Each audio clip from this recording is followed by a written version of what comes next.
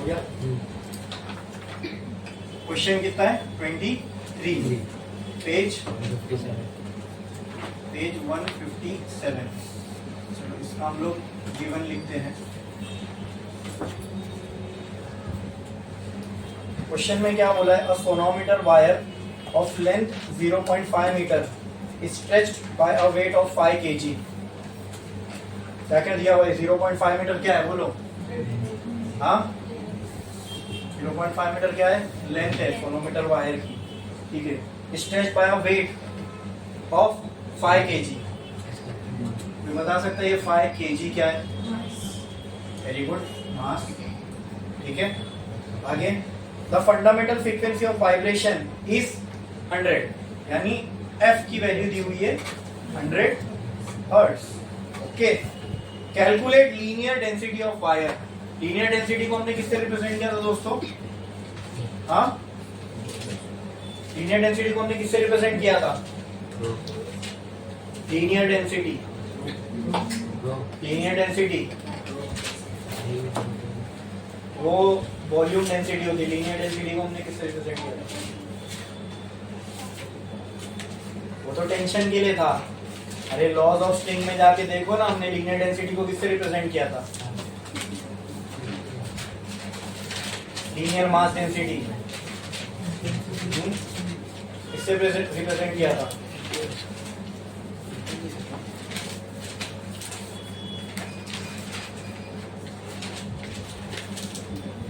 Linear mass density को किससे represent किया था? वही निकालने बोला है ना, to find linear density of wire. तो लीनियर डेंसिटी को किससे रिप्रेजेंट किया था? अरे हमने किया हुआ है, जाके देखो, बताओ। सोनोमीटर को लॉज ऑफ वाइब्रेटिंग स्ट्रिंग में मैंने बताया था, ये फॉर्मूले में ये डेंसिटी नहीं है, ये लीनियर डेंसिटी है। उसको हमने किससे रिप्रेजेंट किया था? अंडर रूट टी बाय, तो उसमें वो एम क्या था? मास पर यूनिट लेंथ। तो उसी को तो लीनियर डेंसिटी बोलते हैं, बताया तो था। मास पर यूनिट लेंथ को ही लीनियर मास डेंसिटी बोला था ना। तो क्या फाइंड करना है? Linear density. क्या मतलब? तो सिंबल में कैसे लिखूं? हाँ, लीनियर मास सिंबल में कैसे लिखूं? अरे लीनियर डेंसिटी का सिंबल क्या लिखा है आपने? हाँ, टी के जो अंडर रूट टी बाय क्या लिखा था? वो एम क्या था? तो उसी को लीनियर मास डेंसिटी बोलते हैं ना। तो वही निकालना है, तो क्या निकालना है? तो वही पूछ रहा हूं ना। अब ये m निकालना है, तो ये m का बताओ क्या होगा? बोलो m का फॉर्मूला क्या होगा? m is capital M by L है हमारे पास। कैपिटल M है,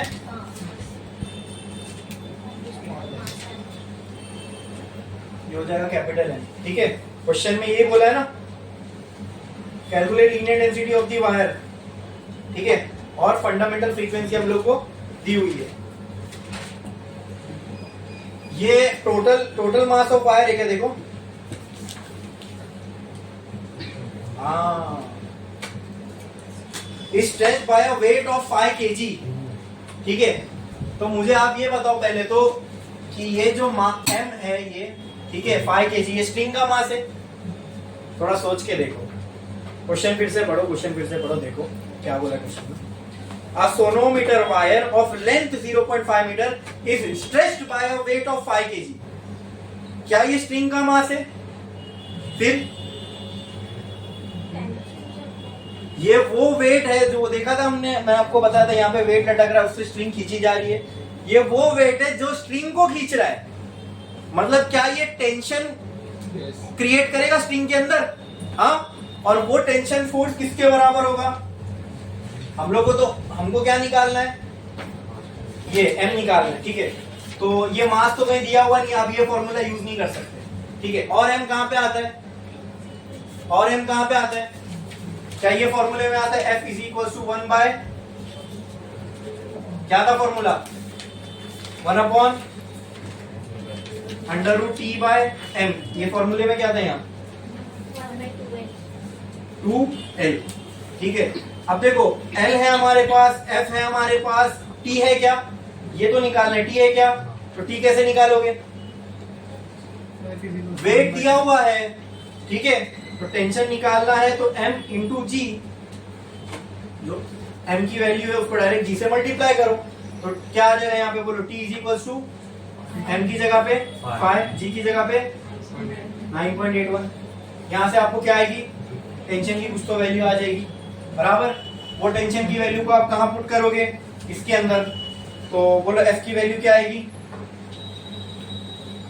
F की वैल्यू क्या है 100, 1/2 की जगह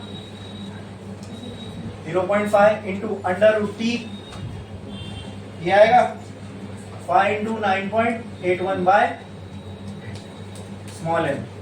इसको सॉल्व करोगे तो आपको किसकी वैल्यू आएगी, m की, मास पर यूनिट लेंथ मतलब kg पर मीटर में, ये आपको सॉल्व करना है, ठीक है, तो कैलकुलेशन पार्ट है, ओके, अरे ठीक है, बढ़े आगे।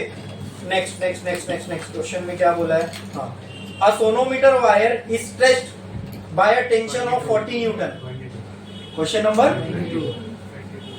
22, पेज 157, इसका गिवन बताते जाओ मेरे को, चलो क्या बोला है, a sonometer wire is stretched by tension of 40 newton, तो इसकी वैल्यू है टी की वैल्यू, यहाँ पे कोई इक्वेशन में जो टी है उसकी वैल्यू कितनी है 40 न्यूटन। आगे क्या बोला है, it vibrates in unison with a tuning fork of frequency 384 hertz, जो स्ट्रिंग है उसको हमने ट्यूनिंग फोर्क से वाइब्रेट करवाया, तो ये स्ट्रिंग का वाइब्रेशन हुआ, ठीक है, तो वाइब्रेशन हो रहा है तो उसकी फ्रीक्वेंसी कितनी है 384, कितना, तो फ्रीक्वेंसी ऑफ स्ट्रिंग कितना दिया हुआ है 384 हर्ट्ज, एस लिखा हुआ मैंने, दिख रहा है, फॉर स्ट्रिंग।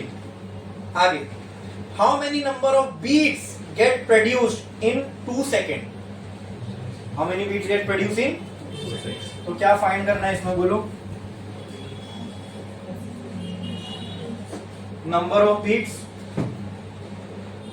या फिर मैं ऐसा बोल सकता हूं क्या, फ्रीक्वेंसी निकाल लो बीट्स की, उसको 2 से मल्टीप्लाई कर लो, फ्रीक्वेंसी ऑफ बीट क्या होगा, number of beat in 1 second, उसको 2 से मल्टीप्लाई करोगे तो क्या मिलेगी आपको, number of beat in 2 second, तो कहना है राइट, मुझे सीधा 2 फ्रीक्वेंसी ऑफ बीट निकालना है, हाँ, अरे बोलो, यही निकालना है ना, फ्रीक्वेंसी ऑफ बीट निकालोगे आप, तो फ्रीक्वेंसी ऑफ बीट का मतलब क्या होता है, number of beat in 1 second, आपको कितने सेकंड के लिए निकालना है, अरे दो, 1 सेकंड में जितनी बीट बनेगी उसको 2 से मल्टीप्लाई कर दो, 2 सेकंड में बन जाएगी, अरे बोलो क्लियर है, अरे बोलो क्लियर है, समझा कि नहीं, आपको फ्रीक्वेंसी ऑफ बीट निकालना है कितने में, नंबर ऑफ बीट निकालना है, सॉरी फ्रीक्वेंसी नहीं, क्या निकालना है, number of beat produce in 2 second, मुझे बताओ number of beat produce in 1 second क्या होता है, फ्रीक्वेंसी ऑफ बीट्स होता है, बराबर, कि जो भी वैल्यू आएगी उसको 2 से मल्टीप्लाई कर दो, वही आपको निकालना है,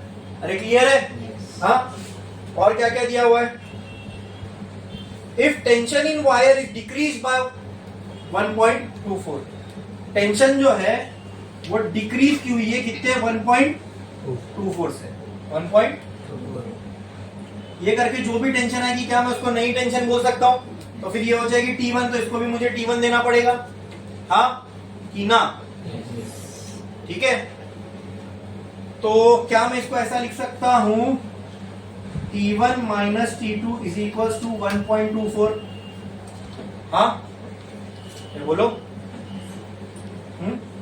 या फिर सिंपल ना, T1 की तो वैल्यू मुझे मालूम है, 40 माइनस 1.24 कितना हो जाएगा बोलो, 40 माइनस 1.24 कितना हो जाएगा, 8 गया 39, 38.76 न्यूटन, ये आ गई T2 की वैल्यू, ये आ गई T2 की वैल्यू।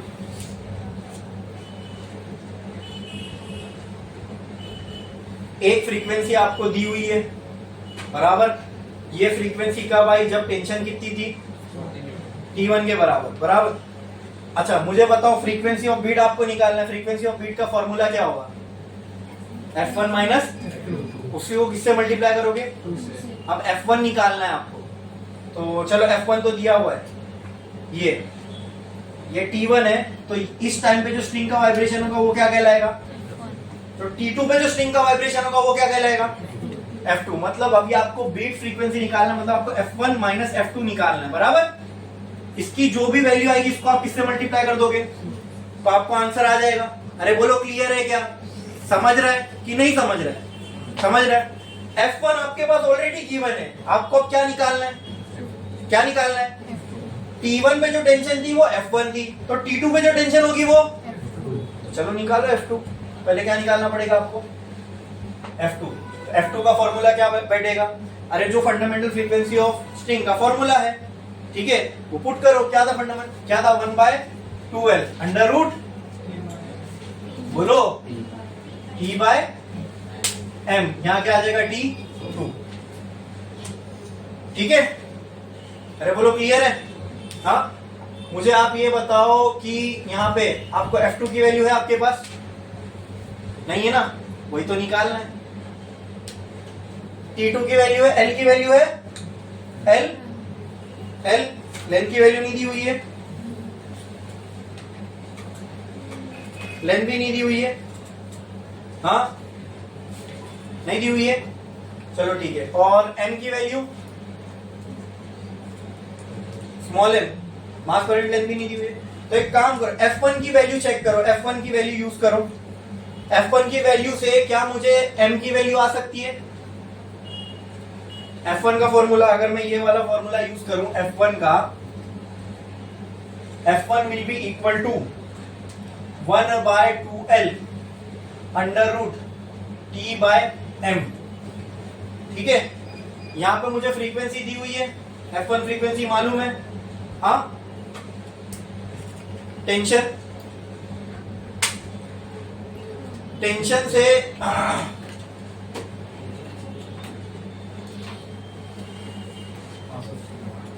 टेंशन गिवन है, L मालूम है नहीं, M मालूम है नहीं। तो एक काम करो, L के टर्म्स में, जो भी अननोन के टर्म्स में रखो, और M की यहाँ हमको वैल्यू आ सकती है क्या?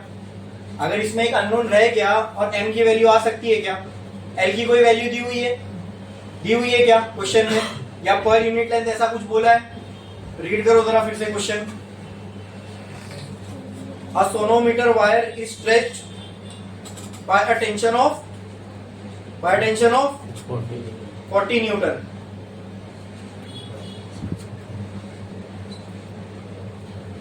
It vibrates in unison with a tuning fork of frequency 380 Hz. How many number of bit? मतलब लेंथ के बारे में इसमें सही में कुछ भी नहीं किया हुआ है अपने को, बराबर।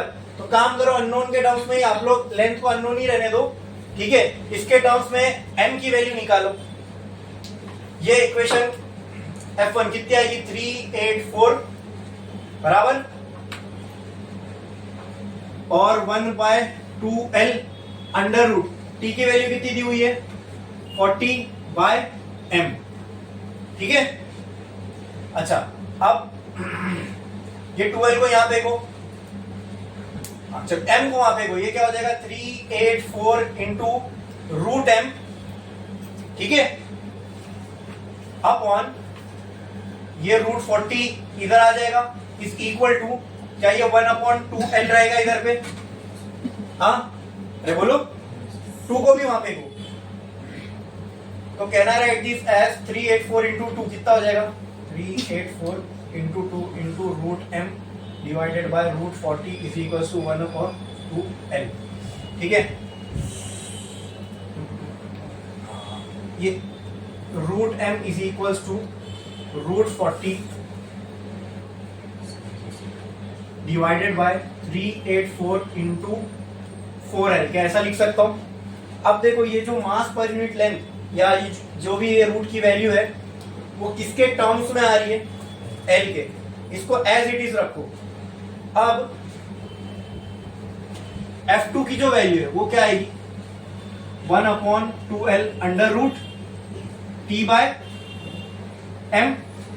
ठीक है, ये अंडर रूट M की जो वैल्यू है, जब आप इसको यहां पुट करोगे ना, ये L वो L कट हो जाएगा, दिख रहा है?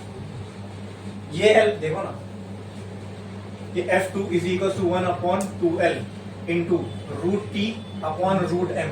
ऐसा लिखूं? हाँ, अब चेक करो, F2 बराबर 1/12 into under root T upon m की जगह ये पूरा टर्म पुट करूंगा तो ये क्या हो जाएगा √40 अपॉन 384 इंटू 4 इंटू एल, है ना? दिख रहा है? ये और ये क्या हो गया कैंसिल। अब पूरे इक्वेशन में आपको कोई अननोन टर्म नहीं मिलेगा। ये तो F2 में F2 के टाइम ये क्या रहेगा T2 और F1 के टाइम तो ये क्या था T1 था। वहां हमने 40 पुट किया था, ठीक है। अब यहाँ पे T2 की जगह पे क्या पुट करोगे? चलो ये T2 है इसको ऐसे रहने। कहना राइट F2 इक्वल टू ऊपर जाएगा ये तो अच्छा यहाँ भी कट कर देता हूँ 2 1 2, ये पूरा ऊपर जाएगा 2 into 384 into under root T2 की जगह पे 38.76 डिवाइडेड बाय अंडर रूट 40। इससे आपको किसकी वैल्यू मिलेगी? ये कैलकुलेशन समझा क्या? यहाँ पे दो चीजें अपने पास अननोन की, यानी ये वाली इक्वेशन में जब मैंने देखा F1 में L भी नहीं मालूम था, M भी नहीं मालूम था, ठीक है, क्लियर है। बट हमने रूट m की वैल्यू को L के टर्म्स में लिखा, रूट m की जो वैल्यू है उसको L के टर्म्स में लिखा और यही जो रूट m है उसको हमने एज इट इज यहाँ पुट कर दिया तो क्या हो गया ये L और ये L कट गया। अब पूरी इक्वेशन में कितना अननोन बचा? सिर्फ F2 ही अननोन बचा। इसको सॉल्व करोगे तो आपको क्या आएगा F2। फिर क्या निकालना है? Frequency off beat F1 minus जो भी F2 की वैल्यू करोगे उससे आपको ये वैल्यू जो भी आएगी इसको आप किससे मल्टीप्लाई करोगे? बोलो 2 इंटू ये ऊपर से जो भी वैल्यू आएगी।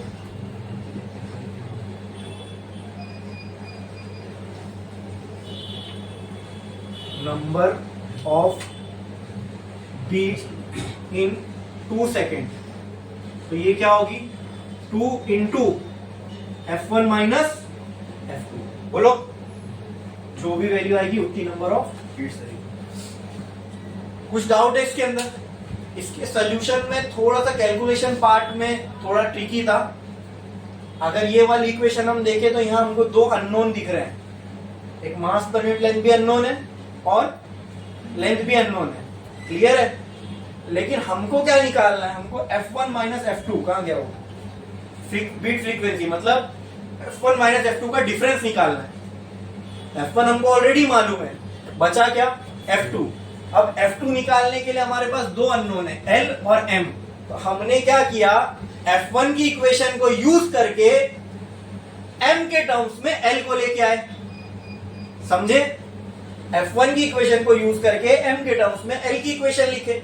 अब ये M की वैल्यू हमने यहाँ पे पुट कर दी, ये L और ये L कैंसल।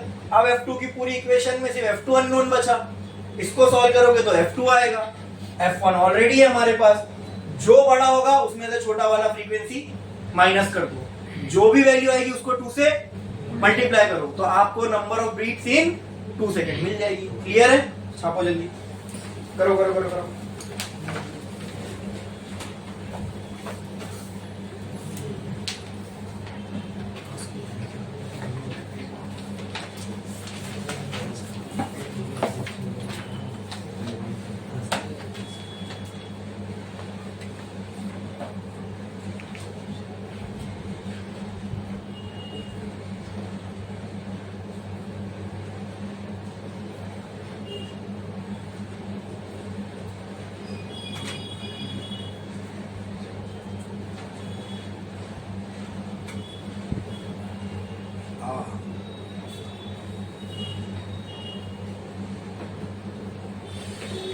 छापो छापो छापो जल्दी।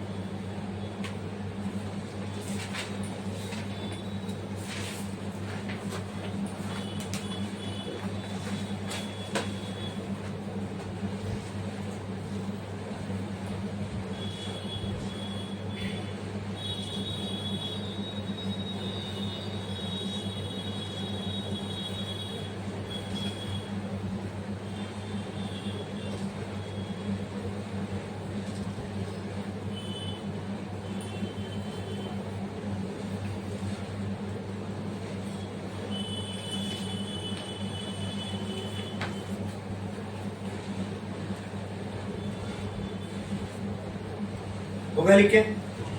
ये फर्स्ट वाला तो हो गया होगा।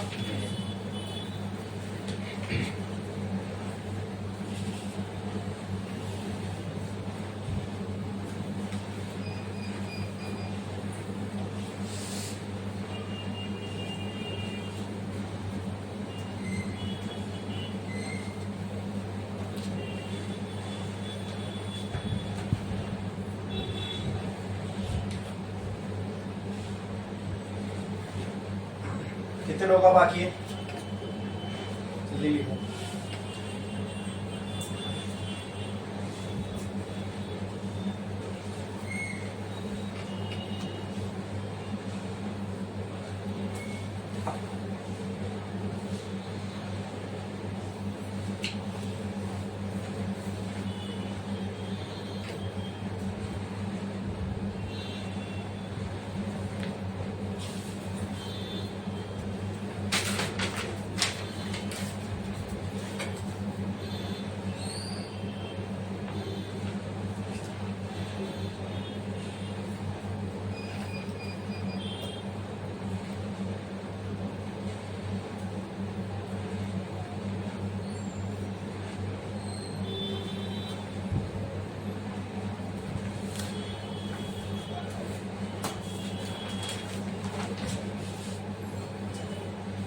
लिखा आपने?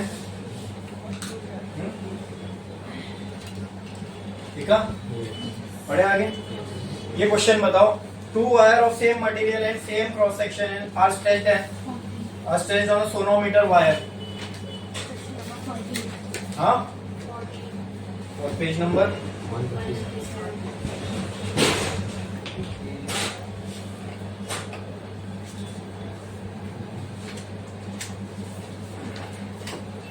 गिवन ट्राई करो।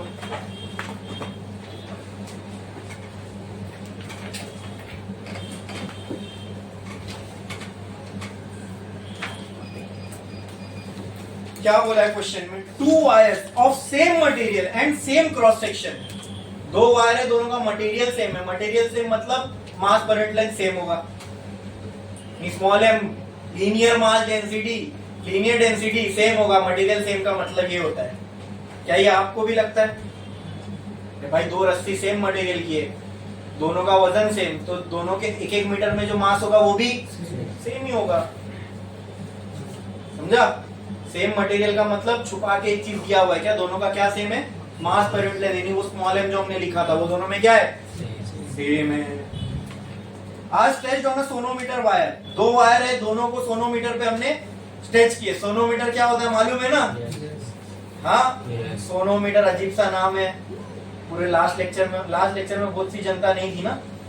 हाँ, तो लास्ट लेक्चर में हमने देखा था सोनोमीटर क्या होता है, उसका पूरा वेरीफाई करके बताया था ना। सिर्फ आप सुन रहे थे, कुछ लिखना नहीं था उसमें। हर लॉ को हमने वेरीफाई किया था यूजिंग सोनोमीटर। तो ये सारे प्रॉब्लम सोनोमीटर पे ही है। एक ही तो फॉर्मूला है उसका, fundamental frequency equal to 1/2L √ T/m। ठीक है, तो सोनोमीटर वाला जो भी प्रॉब्लम है वो यही एक फॉर्मूले से सॉल्व हो जाएगा। ठीक है, अभी तो तीसरा प्रॉब्लम कर रहे हैं हम लोग सोनोमीटर का। इससे पहले भी दोनों सोनोमीटर के ही थे ना। चलो, अभी सोनोमीटर में दो वायर लगी हुई है और दोनों का जो मटेरियल है वो सेम है और दोनों वायर को स्ट्रेच किया जा रहा है। एक वायर पे 1.5 kg, one wire is loaded with 1.5 kg and other is loaded with 6 kg। तो कहना है से M1 equal to 5 kg and M2 equal to 6 kg। लिख सकता हूं ऐसे? अरे बोलो। Yes। आगे, vibrating length of first wire is 60 centimetre. पहली वायर की जो लेंथ है वो हमसे कहा गया है कि 60 सेंटीमीटर। तो L1 को मैं ऐसा लिख सकता हूं 60 × 10⁻² मीटर। ठीक है, आगे, the fundamental frequency of vibration is same as that of second wire. ठीक है, तो फंडामेंटल फ्रीक्वेंसी को मैं किससे रिप्रेजेंट करूं बताओ? यानी पहली वायर दूसरी वायर दोनों की फंडामेंटल फ्रीक्वेंसी क्या है? पढ़ो ना, देखो क्वेश्चन में क्या लिखा है। तो fundamental frequency of vibration is same as that of second wire. Second wire की सेम है तो किससे सेम होगी? फर्स्ट वायर से। तो फंडामेंटल फ्रीक्वेंसी को मैं किससे रिप्रेजेंट करूं बोलो? F। हाँ, तो fundamental frequency of simple, first wire is equal to fundamental frequency of second wire, यही बोला है, ठीक है। F से रिप्रेजेंट कर रहा हूँ, F1 मतलब पहली वायर की फंडामेंटल फ्रीक्वेंसी, F2 मतलब सेकंड वायर। आगे क्या बोला है, calculate vibrating length of other wire. अरे वाह, एक तो दी हुई है, दूसरे की हमको, तो क्या फाइंड करना है बोलो, क्या फाइंड करना है, L2। बहुत सिंपल है, कैसे करोगे बोलो, कैसे करोगे, एक कंडीशन ऑलरेडी दी हुई है आपको, बोलो कैसे करोगे। F1 equal to F2, F1 equal to F2। F का फॉर्मूला क्या है, फंडामेंटल फ्रीक्वेंसी का फॉर्मूला क्या है, 1/2L under root T bye, तो यहाँ पे भी क्या आएगा 1 upon under root T by M। M दोनों में सेम होगा क्योंकि मटेरियल सेम है, टेंशन दोनों में अलग होगी क्योंकि वेट दोनों में अलग लगा हुआ है, L1 अलग L2, तो ये और ये तो हो गया कैंसिल, दोनों कांस्टेंट है, क्या क्या बचेगा बोलो, L1 अपॉन L2, ये रूट एम भी मैं हटा सकता हूं, हाँ, अरे दोनों के रूट को अलग कर लो तो रूट एम भी तो कैंसिल ही हो जाएगा ना, क्या बचेगा यहाँ पे 1 अपॉन L, क्या बचेगा यहाँ पे 1 upon L1 into root T1 equal to यहाँ क्या बचेगा 1 अपॉन L2 रूट T2। तो कहना है right, L2 by L1 is equals to under root T2 by T1, हाँ रे हाँ कि ना,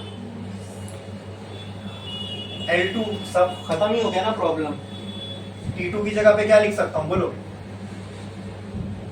M1 इंटू जी, T2 की जगह पे M2 इंटू जी, ये जो भी है L1 से मल्टीप्लाई हो जाएगा, हाँ M1 कितना है 5 इंटू,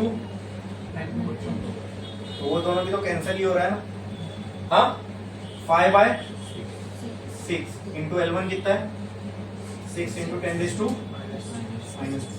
L2 इक्वल टू, अब इसको करने का मैं एक शॉर्टकट बताऊं आपको, हाँ इतना कैलकुलेशन आपको करना ही नहीं पड़ता। देखो जब दो चीजें दी हुई है, मतलब जब दो क्वांटिटी दोनों सेम है, ठीक है, सिंपली मेरे को ये प्रॉब्लम देख के समझ में आता है कि एक दो वायर है, दोनों की फ्रीक्वेंसी सेम है, दोनों के लिए सेम फॉर्मूला अप्लाई होने वाला है, सिर्फ अपने को मालूम है सब कुछ, बाकी सारी जो चीजें हैं, ठीक है, फ्रीक्वेंसी ये दोनों की सेम है, इसके अलावा और क्या जो वेरिएबल है खाली उनको रखो, बाकी सबको हटा दो, दो चीज दोनों जगह सेम है, जैसे ये फॉर्मूले में भी L आने वाला है, T आने वाला है, M आने वाला है, ये फॉर्मूले में भी L आने वाला है, T वाला आने वाला है, M आने वाला है, ठीक है, ठीक है, बोलो क्लियर है। तो अपने को ये मालूम है जब F की जगह पर हम ये सारी चीजें पुट करेंगे तो क्या क्या बचेगा मेरे पास, L बचेगा, T बचेगा, M बचेगा, M तो कांस्टेंट है, M तो, और अगर फंडामेंटल फ्रीक्वेंसी का फॉर्मूला हमको मालूम है तो वो कुछ ऐसा होता है 1/2L under root T by, ये फंडामेंटल फ्रीक्वेंसी का फॉर्मूला है, मुझे M कांस्टेंट है, ये तो इक्वल है, छोड़ दो, तो बचेंगे क्या L और, तो ऐसे प्रॉब्लम में ना इनका रिलेशन देखा करो क्या है, L को अगर मैं इधर फेंकूं तो क्या वो डायरेक्टली प्रोपोर्शनल है T से, L को अगर मैं इधर फेंकूं तो डायरेक्टली प्रोपोर्शनल है T से, सॉल्व हो गया, L1 bye L2 under root T1 bye T2, बस ये यहाँ पे आया था, मैंने L1 बाय L2 लिखा हूं, यहाँ L2 बाय L1 है, उल्टा करोगे तो ये T2 बाय T1 हो जाएगा। खाली ये फॉर्मूले से हम डायरेक्ट ये स्टेप पे आ सकते हैं, इसको कंपैरिजन बोलते हैं, ठीक है, ये कैलकुलेशन को थोड़ा बचाने का आपका, यानी ये सारे स्टेप आपको कट्टम कुट्टी नहीं करनी पड़ती, डायरेक्ट आप यहाँ पे पहुंच जाते। और थोड़ा समझ लेते तो हमको मालूम था कि इसको T1 बाय T2 के भी डायरेक्टली प्रोपोर्शनल नहीं, मैं M1 बाय M2 के डायरेक्ट लिख सकता हूँ, क्योंकि T में जब मल्टीप्लाई होगा G तो G भी कैंसिल होने वाला है, समझे, हाँ। तो अक्सर ना ये एक तो ये ऐसे इक्वल वाले जिसमें दो चीजें इक्वल दी हुई है और उन्हीं के फॉर्मूले में से अगर हमको कुछ निकालना है तब आप ये डायरेक्ट यूज कर सकते हो। दूसरा, जब कंपेयर करने बोले, कोई चीज का रेशियो निकालने बोले, तब आप डायरेक्टली ना फॉर्मूला देख के उसको प्रोपोर्शनल लिख सकते हो। क्यों? क्योंकि जितने कांस्टेंट टर्म है वो सब क्या होने वाले, 30 होने वाले, समझे। तो बस ये टाइम बचाने के लिए आपके मैं थोड़ा सा बताया, ऐसे बोर्ड में तो इतना कुछ काम नहीं है इसका, लेकिन कंपटीशन में काफी यूजफुल रहता है जब हमको प्रोपोर्शनलिटी मालूम है कौन किसके कैसा प्रोपोर्शनल है, इनवर्सली प्रोपोर्शनल है, डायरेक्टली। अगर ये दोनों अगर होता तो की बात कर रहा हूँ, है नहीं, अगर इनवर्सली प्रोपोर्शनल होता तो L2 बाय, अभी डायरेक्टली प्रोपोर्शनल तो L2 के सामने T2 आया ना, इनवर्सली में कुछ नहीं होता है, इनवर्सली होता तो ये T1 बाय T2 उल्टा आ जाता सामने बस। तो ये थोड़ा कैलकुलेशन करने में हमारा टाइम बच जाता है, समझे? ये चीज ध्यान रखना, आगे काम आ सकती है आप लोग को। जब भी रेशियो पूछा रहा है, कोई चीज को कंपेयर करने बोला रहा है, ऐसा भी बोलेगा कि ये इससे इतने टाइम ज्यादा है या कितने टाइम ज्यादा है बताओ, तो उसमें भी आप ये यूज कर सकते हो, ठीक है? आगे नेक्स्ट क्वेश्चन देखो, ये a wireless string vibrate with fundamental frequency of 440 hertz. Question number 20 page 157, इसका लिखते हैं गिवन। बताओ, अब वायलिन स्ट्रिंग, एक वायलिन है, उसकी स्ट्रिंग है, उसकी फंडामेंटल फ्रीक्वेंसी दी हुई है कितना, 440। तो हमने फंडामेंटल फ्रीक्वेंसी को f1 से रिप्रेजेंट किया था 440 हर्ट्ज। ओके, f1 दिया है 440 hertz. What are the frequencies of first and second overtone? तो यहाँ पे क्या क्या निकालना है मेरे दोस्तों? टू फाइंड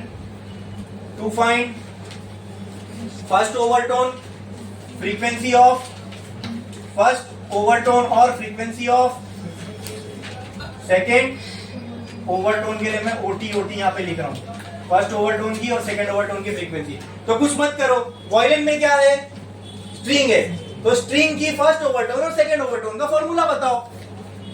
फॉर्मूला डायरेक्ट मत बताओ, एन के टर्म्स में हमने फॉर्मूला निकाले, तो ओवरटोन का फॉर्मूला एन के टर्म्स में क्या है बोलो? ओवरटोन का फॉर्मूला एन के टर्म्स में क्या है? हाँ, स्ट्रिंग का क्या था? F N is equal to, for, पहले मैं लिख देता हूं, for overtone F N is equal to N plus one into V by 2l। और कुछ दिया है क्या? अरे फंडामेंटल फ्रीक्वेंसी डायरेक्ट ही दी हुई है ना, तो इसको मैं ये v बाय 2l चलो चलेगा। Can I also write this as F N is equal to n plus one into f1 वाला, ये भी तो यूज कर सकता हूँ, क्योंकि क्वेश्चन में जो दिया वो हिसाब से फॉर्मूला बना लो। ये पूरी क्या fundamental frequency which is f1। अब कौन कौन सी निकालने बोला? 1 वाली, तो क्या आ जाएगा 1 plus one into 440। First overtone कितनी आएगी बोलो? फर्स्ट ओवरटोन कितनी आई? 2 इंटू 440 880, खत्म। ये आ गई फर्स्ट ओवरटोन, सिंपल, समझ में? सेकेंड ओवरटोन निकालना है, तो उसके लिए क्या होगा formula? 2 plus one into 440, 3 into 440। तो सेकेंड ओवरटोन कितनी आएगी बोलो? 1320, खत्म। बहुत सिंपल था, इसलिए वो एन वाला फॉर्मूला बोला था, याद रखो, ठीक है? बहुत इजीली क्वेश्चन सॉल्व हो जाएंगे। Next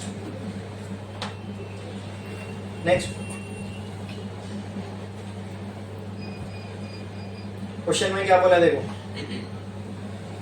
a pipe open at both ends has fundamental frequency of 600 hertz.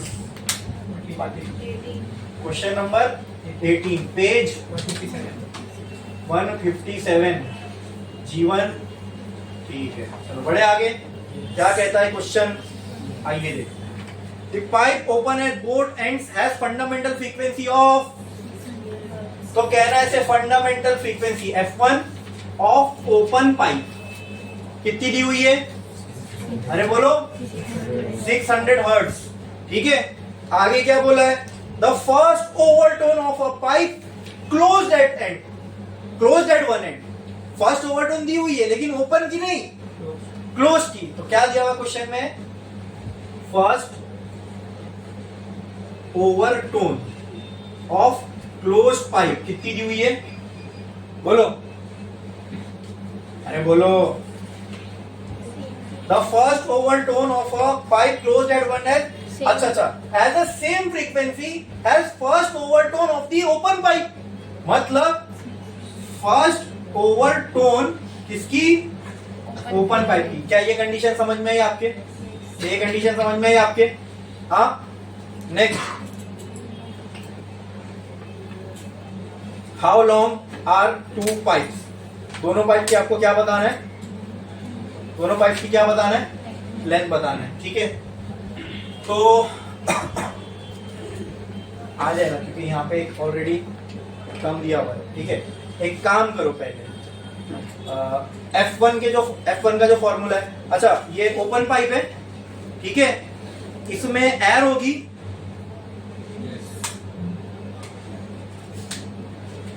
Open pipe की लेंथ तो डायरेक्ट ही आ सकती है। कैसे? टू फाइंड क्या करना है पहले तो बताओ। टू फाइंड क्या करना है?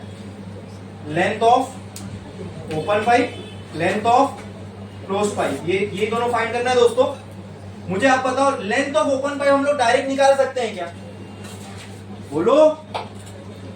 उसकी फंडामेंटल फ्रीक्वेंसी दी हुई है ओपन पाइप की, बस मुझे ओपन पाइप के लिए फंडामेंटल फ्रीक्वेंसी का आप फॉर्मूला बताओ। For open pipe fundamental frequency का फॉर्मूला बताओ। फंडामेंटल के लिए तो पूछ रहा हूँ, तो F1 क्यों आएगा उसमें? F1 equal to very good V by, solve हो गया ये, खत्म, फिनिश। कोई बता सकता है कैसे? अब इतना भी बता दिया, बोलो इसके बाद ये कैसे सॉल्व होगा? हाँ, कैसे सॉल्व होगा? सर इसमें तो दो अननोन है, V भी नहीं मालूम है, L भी नहीं मालूम है, L ही तो निकालना है। हाँ, दिया हुआ है, कितना दिया है? अच्छा, मेरे इसमें नहीं दिया हुआ था, फिर तो खत्म ही हो गया ना भाई, क्या टेंशन? वही तो मुझे बताना था, 330 मीटर पर सेकंड, यही है। अच्छा, एक चीज मैं और बोल के रख रहा हूं आपको, ये ध्यान रखना, जब velocity of sound velocity of sound in air, it depends on temperature, ठीक है। बट अगर टेम्परेचर वगैरह कुछ दिया नहीं ना क्वेश्चन में, तो हम directly velocity of sound in air कितना ले सकते हैं? अब क्यों? अब बोलोगे सर ये स्ट्रिंग में क्यों नहीं किया? अरे स्ट्रिंग में एयर नहीं वाइब्रेट करती, स्ट्रिंग में स्ट्रिंग वाइब्रेट करती है। पाइप में, क्लोज पाइप में, ओपन ऑर्गन पाइप में क्या वाइब्रेट करेगी? एयर का वॉल्यूम वाइब्रेट करेगा ना। तो वहां पे जो एनर्जी ट्रेवल करेगी वो किससे ट्रेवल करेगी? एयर से। और वो कौन सी एनर्जी? साउंड। फ्लूइड बजाओगे तो क्या आवाज आएगी? साउंड ही आएगी ना। तो वहां पे साउंड ट्रेवल करेगी किससे? एयर से, ठीक है। ये कुछ टर्म्स बता रहा हूं, याद रखो, ये तुमको प्रॉब्लम्स में काम आएंगे।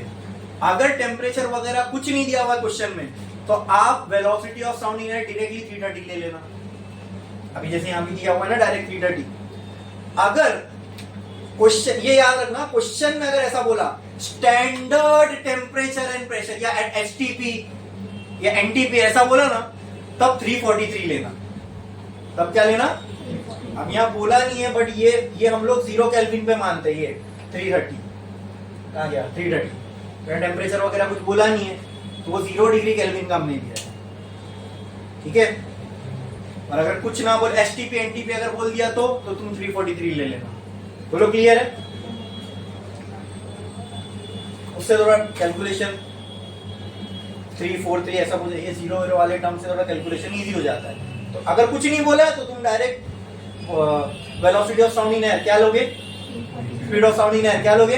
मीटर, ठीक है। तो हो गया ना। ये क्या है? Length of open pipe. F1 मालूम है कितना है? 600। तो लेंथ ऑफ ओपन पाइप कितना हो जाएगा?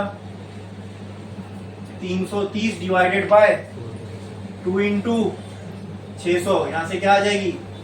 लेंथ ऑफ ओपन पाइप आ जाएगी कुछ मीटर्स में।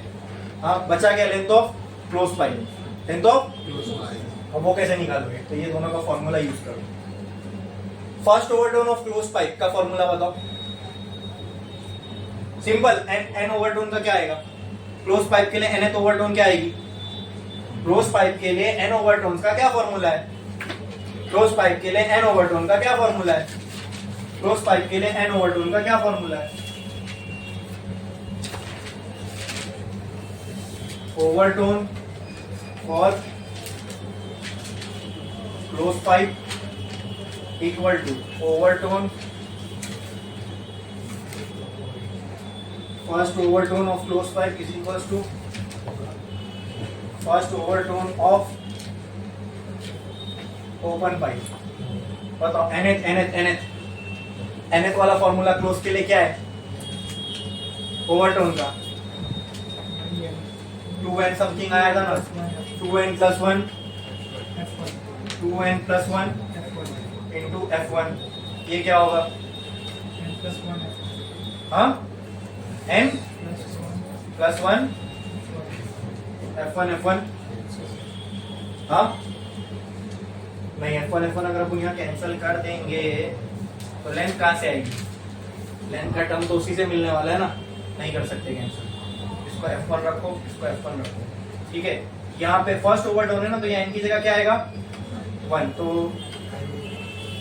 2 इंटू 1 प्लस 1 इंटू f1, और ये क्या आ जाएगा? 1 प्लस 1 इंटू f1, तो ये कितना हो जाएगा? 3 प्लस 1 कितना होगा? 4 f1 3f1, और ये क्या हो जाएगा? 2f1। 3 इंटू इसकी फंडामेंटल फ्रीक्वेंसी क्लोज पाइप की क्या होगी? अरे बोलो, फंडामेंटल फ्रीक्वेंसी क्लोज पाइप की, ये फंडामेंटल फ्रीक्वेंसी किसकी? क्लोज पाइप की। ये फंडामेंटल फ्रीक्वेंसी किसकी? ओपन पाइप की। बोलो, अरे इसकी V/4L, इसकी V/2L। भूल गए? बोलो हाँ, अरे हाँ, V/4L, और यहाँ पे 2 इंटू V/2L, ठीक है। ये क्लोज पाइप का और ये ओपन पाइप का, ठीक है। ये दोनों तो कैंसिल ही हो जाएगा, speed of sound in air दोनों के लिए सेम है। बस ना भाई, अब आ गई ना, 3/4L इज क्लोज पाइप और 2 cancel, 1/L of open pipe. Length of open pipe मालूम है, ऊपर आ चुकी। तो length of open pipe into 3/4 is equal to length of close pipe आएगी। इसको सॉल्व करोगे तो आपको क्या मिलेगी? लेंथ ऑफ क्लोज पाइप आएगी। समझा कि नहीं समझा? अरे बोलो जल्दी, समझा कि नहीं समझा? कुछ डाउट है इसमें? 1 2 3 प्रॉब्लम है इसमें, किसी को कुछ डाउट है? बोलो, सब समझ में आया जो भी हुआ इसके अंदर? कुछ भी कहीं कैलकुलेशन में, कहीं समझने में कोई प्रॉब्लम है तो पूछो।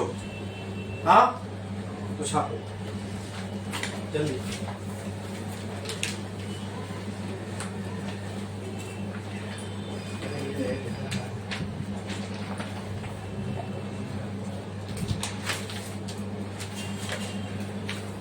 जल्दी जल्दी छापो।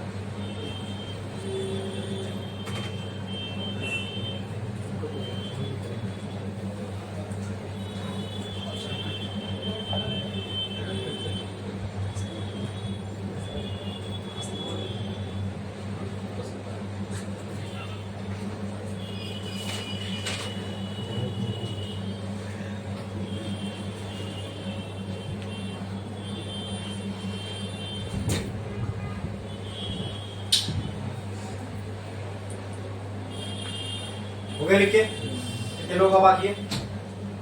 करो जल्दी।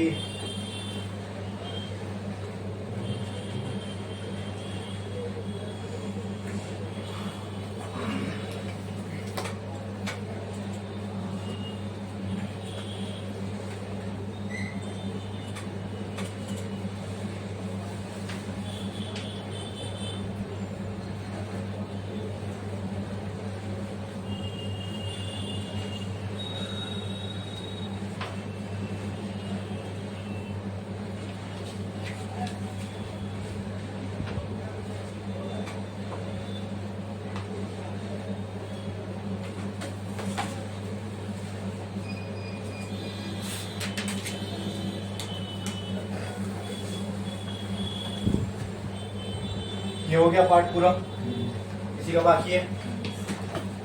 जल्दी लिखो। जिनका हो गया वो ये क्वेश्चन पे आओ। A set of 8 tuning fork is arranged in series of increasing order of frequency. Each fork gives 4 beat per second. हाँ हाँ बोलो। क्वेश्चन नंबर 21, पेज नंबर हाँ 157। इसका लिखना है हमें गिवन। चलो पढ़ो क्वेश्चन क्या बोला। Set of 8 tuning fork are arranged in series in increasing order of their frequency. कितने ट्यूनिंग फोर्क है? 8। 1 2 3 4 5 6 7 8। ये है पहला ट्यूनिंग फोर्क, ये दूसरा, ये तीसरा, ये चौथा, पांचवा, छठा, सातवां, आठवां। ठीक है, अभी इंक्रीजिंग ऑर्डर ऑफ फ्रीक्वेंसी में अरेंज है, तो इसकी फ्रीक्वेंसी को मैं बोल देता हूँ N1 N2 N3 N4 N5 N। अरे यार हम तो F से लिए ना, F1 F2 F3 F4 F5 F6 F7 F8। बोलो क्लियर है? हाँ, ये सारी इनकी फ्रीक्वेंसीज हो गई। आगे क्या बोला है? Each fork gives 4 beat per second with the next one, and the frequency of last fork is twice as that of first. Last fork ये है, frequency of last is twice of frequency of, क्या ये मैंने सही लिखा है?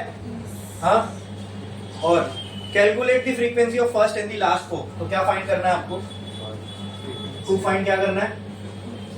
बोलो। F8 और F1। एक और पीस ऑफ इंफॉर्मेशन वहां पे की हुई है, उसको पढ़ के मैं आगे बढ़ गया। चेक करो। Set of 8 tuning fork are arranged in series in increasing order. Increasing order मतलब सबसे कम वाली किसकी होगी फ्रीक्वेंसी और सबसे ज्यादा F8 की। और आगे पूछ दिया, each fork gives 4 beat per second with next one. 4 beat per second का मतलब क्या? Number of beat per second. क्या number of beat per second ही बीट फ्रीक्वेंसी होती है? क्या बीट फ्रीक्वेंसी दो फ्रीक्वेंसी का डिफरेंस होती है? तो यहाँ पे बोला है दो के बीच में 4 बीट का डिफरेंस है, मतलब इसकी फ्रीक्वेंसी और इसकी फ्रीक्वेंसी का फर्क। तो कहना ऐसे F2 minus F1 equal to 4। कहना ऐसे F3 minus F2 is also 4। सो कहना है ऐसी dot dot dot dot F8 minus F7 is also 4। अरे भाई हर दो ट्यूनिंग फोर्क के बीच में 4 बीट का डिफरेंस है, बराबर। अच्छा, तो मुझे आप ये बताओ, अगर मैं ये पता लगा पाया कि F8 माइनस F1 में कितना डिफरेंस है, तो मैं F8 की जगह पे ये यूज करके कोई एक वैल्यू निकाल सकता हूं। हाँ, अगर ये डिफरेंस मुझे मालूम पड़ गया तो ठीक है, तो सिंपल है ना। ये दोनों में कितने का डिफरेंस? ये दोनों में तो टोटल कितना हुआ? इन दोनों में 8 का डिफरेंस हुआ ना। F4 और F1 में, F5 और F1 में, समझ रहे हो ना? F6 और F1 में, F7 और F1 में, F8 और F1 में। तो वही तो पूछ रहा था मैं आपसे, F8 और F1 में कितने फ्रीक्वेंसी का फर्क है? 28 हर्ट्ज। फिनिश हो गया, प्रॉब्लम खत्म। F8 की जगह 2 टाइम्स ऑफ F1 लिख दोगे, minus F1 is equal to 28। F1 दोनों में से कॉमन निकला, हाँ, तो क्या आ जाएगा 2 - 1 F1 इज इक्वल टू 2 - 1, तो F1 की वैल्यू आ गई कितनी, 28 बराबर है। हाँ चेक करो, हाँ बस ना F1 आ गया, तो फिर क्या निकालना है, F8, F1 28 है तो वो कितना होगा, 56 F2 आ गया, F2 is equal to F8 equal to 2 times of F1, F8 equal to 56, खत्म। अच्छा क्वेश्चन था, ठीक है, थोड़ा दिमाग भी लगाना था लेकिन इजी था कैलकुलेशन। क्लियर है, ये समझा क्या नहीं। नेक्स्ट आगे, ये दुबारी हो गया, ये भी हो गया। Find fundamental first overtone and second overtone frequencies of a pipe open at both and. 17 question page 157 157, इसका लिखो गिवन। गिवन क्या, पहले टू फाइंड डायरेक्ट बोल दिया, तो मुझे बताओ क्या क्या फाइंड करना है, बोलो क्या क्या फाइंड करना है। फर्स्ट फंडामेंटल निकालना है, मतलब F1 निकालना है, ठीक है। फिर क्या निकालना है, फर्स्ट ओवरटोन और मतलब फर्स्ट ओवरटोन, ठीक है, और सेकंड ओवरटोन निकालना है। बोलो क्लियर है। ये सब किसके लिए निकालना है, open close, open and pipe, close and pipe. अरे बोलो, तो यहां लिख देता हूं मैं फॉर ओपन पाइप। अरे बोलो क्लियर है। हाँ, और क्या क्या दिया हुआ है, ये सारी चीजें निकालना है। Find fundamental first overtone second overtone frequencies of a pipe open at both and, ठीक है। अरे बोलो ठीक है। आगे क्या बोला है, ऑफ लेंथ 25 सेंटीमीटर, तो यहाँ पे लेंथ दी हुई है पाइप की कितनी, तो इसको मैं 25 इंटू 10⁻² मीटर लिख सकता हूँ। आगे, if speed of sound in air, देखो वही जो मैंने कहा था, speed of sound in air v की वैल्यू दी हुई है 330 मीटर पर सेकेंड, ठीक है। बाकी सारी चीजें आपको निकालना है। अरे निकाल सकते, ये तो बहुत इजी है, इसमें डायरेक्ट फॉर्मूला लगाओ, आंसर लॉ वाला स्कीम है, ठीक है। बोलो बोलो बोलो, ट्राई मारो, आंसर बताओ ना मेरे को, मैं मिटा रहा हूँ जब तक मुझे बताओ। सोल्यूशन में पहला स्टेप क्या लिखूं, fundamental frequency of open pipe क्या आएगी, 1 इंटू फंडामेंटल फ्रीक्वेंसी मतलब F1 किसके बराबर होगा, 1 इंटू 4/12, तो वही 4/12 हो जाएगा। फंडामेंटल निकालना है, ये दी हुई है 330, 2 लेंथ भी दी हुई है, 25 इंटू 10⁻², खत्म हो गया। इसको सॉल्व करोगे तो सीधा फंडामेंटल फ्रीक्वेंसी आ जाएगी। हाँ, तो मैं नहीं करूंगा, आपको करना है। बोलो क्लियर है। नेक्स्ट नेक्स्ट फर्स्ट ओवरटोन, तो nth ओवरटोन का फॉर्मूला बताओ, Fn ओवरटोन और ओवरटोन, बोलो for overtone of open pipe, बोलो फॉर्मूला बोलो। अरे फॉर्मूला बोलो n के टर्म्स में, Fn बराबर, हाँ ओपन पाइप के लिए 2n+1 है, ओपन पाइप के लिए, ओपन और उसके लिए सेम तो था, हाँ n+1 इंटू F1 मतलब 4/3/12।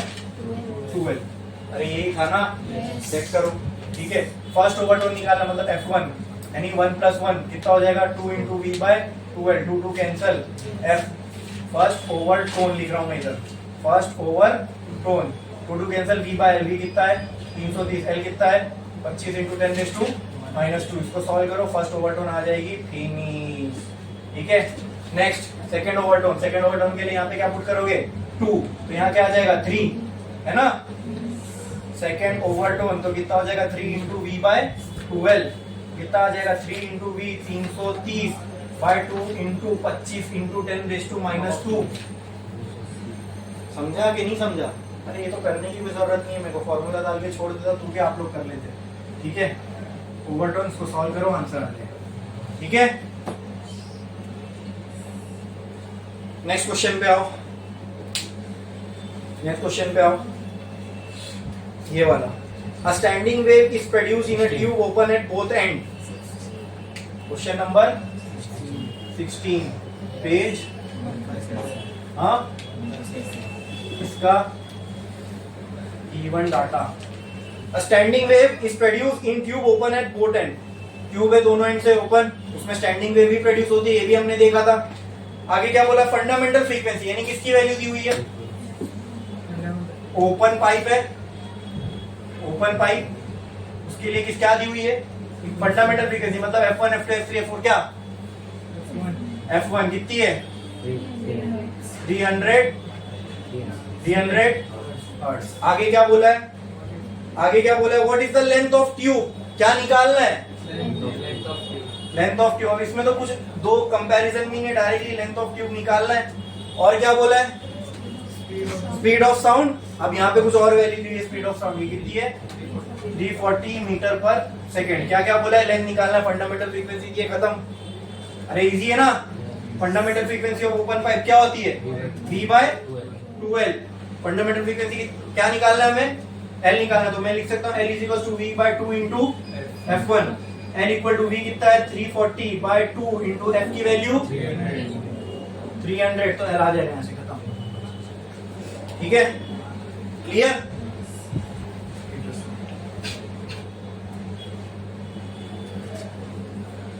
नेक्स्ट क्वेश्चन बोलो, नेक्स्ट क्वेश्चन बताओ। A string of a guitar is 80 centimetre long. एक गिटार है, क्वेश्चन नंबर 24 पेज 157 इसका गिवन। एक गिटार है, उसकी स्ट्रिंग की लेंथ कितनी है 80 सेंटीमीटर, तो ये 80 क्या लेंथ बोल सकता हूँ, लेंथ ऑफ गिटार। तो कहना है 80 = 80 इंटू 10⁻² मीटर। हाँ, आगे has a fundamental frequency of 112 hertz. Fundamental frequency बोले तो F1 कितनी दी हुई है 112 हर्ट्ज। आगे if guitarist wish to produce a frequency of 160 hertz. अब उसके हाथ में स्ट्रिंग दे दी, स्ट्रिंग की फंडामेंटल फ्रीक्वेंसी, अब उसको ये फ्रीक्वेंसी प्रोड्यूस करना है, उसको F2 दे दो ना। हाँ, F2 इक्वल उसको जो प्रोड्यूस करना है, क्या नाम है F2 का, कितनी प्रोड्यूस करना है उसको 160 हर्ट्ज। ठीक है, where should the person press the string. अब वो गिटार में देखो ना, ऐसी लाइंस बनी रहती है, तो आदमी आप पकड़ता है, फिर उसको वाइब्रेट करता है, तो अलग अलग उसमें टोन निकलते हैं, 7 सुर रहते हैं उसके अंदर, है ना, वो 7 लाइंस में डिवाइड रहते हैं, उसको पकड़ना पड़ता है बराबर, उस हिसाब से वो लोअर टोन हायर टोन जो भी निकलता है। क्लियर। और कुछ दिया हुआ इसमें अपने को, क्या निकालना है, कहाँ उसको पकड़ना चाहिए, है ना। हाँ, यानी देखो, जब स्ट्रिंग को उसने नहीं पकड़ा है तब स्ट्रिंग की फ्रीक्वेंसी ये होगी, मतलब दो एंड से स्ट्रिंग अटैच्ड है, उसको आप वाइब्रेशन दो, उसको पकड़ने की जरूरत थोड़ी, उसी को तो फंडामेंटल फ्रीक्वेंसी बोलते हैं ना। अब ये कहां पकड़े और फिर वाइब्रेट करे कि फ्रीक्वेंसी इतनी हो, तो जहां पकड़ेगा अब वो नेक्स्ट, अभी देखो नॉर्मली ये गिटार की लेट से ऐसे 7 उसके पीछे लाइन लगी हुई है और ये गिटार की स्ट्रिंग है, बिना कहीं भी पकड़े, यहाँ कहीं भी पकड़े, वाइब्रेट किए तो ये फ्रीक्वेंसी आ रही है। ठीक है, अब आपको बताना है ये कहां पकड़े, हाथ कहां रखे बजाने वाला कि फ्रीक्वेंसी ये निकलेगी। तो अगर मैं कहीं भी रखूं, हाथ यहां रखूं, इसका मतलब मैं ये लेंथ को ही कम कर रहा हूं ना स्ट्रिंग की, यानी अब फिक्स्ड एंड यहां हो जाएगा, अगर यहां पकड़ूंगा तो यहां पकड़ूंगा तो फिक्स्ड एंड यहां हो जाएगा, इतनी स्ट्रिंग वाइब्रेट करेगी। समझ में आ रहा है, मतलब यहां पे हमको वो लेंथ ही निकालना है, जो भी लेंथ, यानी जो भी स्ट्रिंग की लेंथ होगी सेकंड वाले केस में, वहीं पे उसको पकड़ना पड़ेगा। आई बात समझ में कि नहीं आई, बोलो। अरे आई बात समझ में कि नहीं आई, समझ में आया, जो भी मैंने बना के बताया इससे पूरा समझ में आया कि कहीं भी आपने नहीं पकड़ा, उसको वाइब्रेट किया तो ये फ्रीक्वेंसी निकलेगी। आपको निकालना ये है तो कहीं तो पकड़ना पड़ेगा, लेकिन आप जहां पकड़ लोगे तो वहां से वहां तक की, अब ये स्ट्रिंग की लेंथ हो गई, जो पहले थी वो नहीं रही, अब वो स्ट्रिंग की लेंथ बदल जाएगी ना, अब उतनी लेंथ को जब आप छेड़ोगे तब ये फ्रीक्वेंसी निकलेगी, तो जो भी वो लेंथ रहेगी वहीं पकड़ना पड़ेगा आपको। समझा कि नहीं, समझ में आया। तो इसका मतलब क्या फाइंड करना है मुझे ये बताओ। हाँ, क्या, वेरी गुड, L2 फाइंड करना, तो ये क्या हो जाएगी L1 हो जाएगी। ठीक है, तो कुछ मत करो, जो दोनों की फ्रीक्वेंसी मालूम है और वी वी वी के बारे में कुछ बोला है? वेलोसिटी दी हुई है क्या? चेक करो, वेलोसिटी दी हुई है, वेलोसिटी दी हुई है, हाँ नहीं दी हुई है तो छोड़ो, सोल्यूशन पे आओ। F1 fundamental frequency of string क्या होती है? हाँ बोलो, v बाय 2l। ठीक है, अब ये L1 हो जाएगी, क्लियर? F1 की वैल्यू कितनी है? 112। और मुझे ये बताओ v की, छोड़ दो, v नहीं मालूम, एज इट इज रखो। हालांकि मीडियम सेम है तो वेलोसिटी दोनों में सेम ही रहेगी, ठीक है। 2 इंटू L1 की वैल्यू 80 इंटू 10⁻², इसको दे दो इक्वेशन 1, ठीक है। सेकेंड आओ, दूसरा क्या था? F2 is equal to v by 2L2। अब ये हो जाएगी ना फंडामेंटल फ्रीक्वेंसी, अब उसने यहाँ पकड़ लिया। अरे बोलो क्लियर है? हाँ, कुछ ओवरटोन हार्मोनिक हार्मोनिक दिया है क्या? नहीं दिया हुआ है, तो वही स्ट्रिंग को हमने प्रेस किया। अब ये फंडामेंटल फ्रीक्वेंसी, क्यों? क्योंकि अब यहाँ लेंथ चेंज हो गई ना, लेंथ चेंज किया ना मैंने, ठीक है। तो सेकंड फ्रीक्वेंसी कितनी है? 160 v बाय 2L2, इसको दे दो इक्वेशन, कुछ मत करो, 1 और 2 को डिवाइड कर दो। बोलो 1 2 को डिवाइड करोगे तो ये 112 बाय 160 इक्वल टू, यहाँ पे क्या आएगा?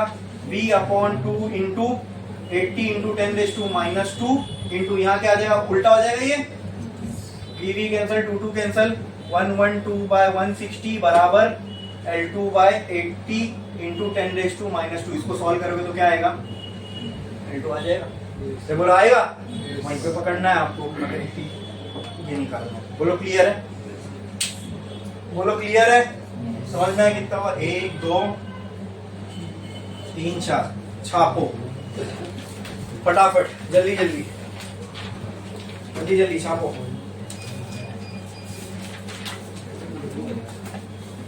जल्दी जल्दी छापो, और थोड़े से प्रॉब्लम बचे, फटाफट।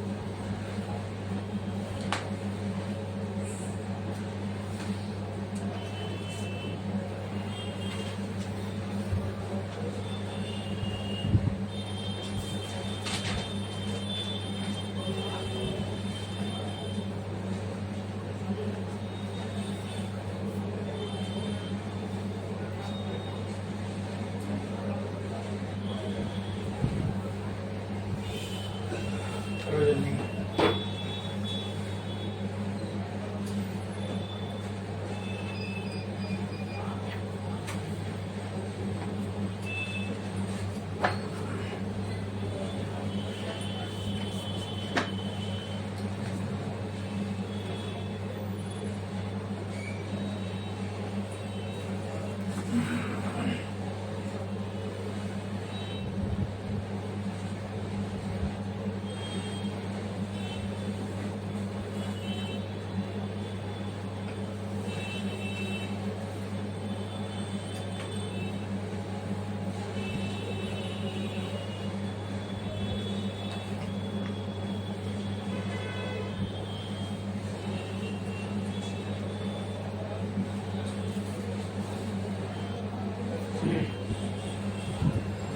जल्दी जल्दी जल्दी जल्दी छापो।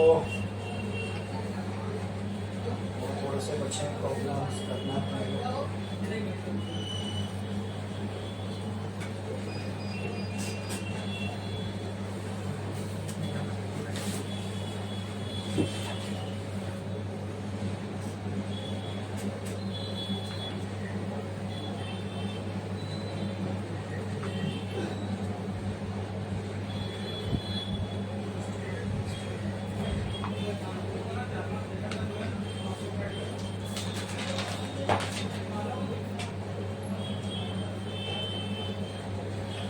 वह लिख के ये लोगों का बाकी है।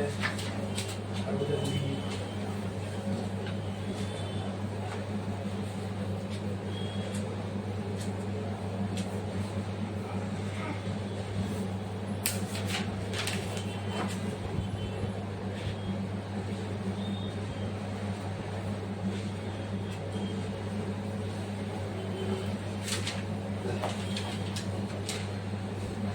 ओके लिख के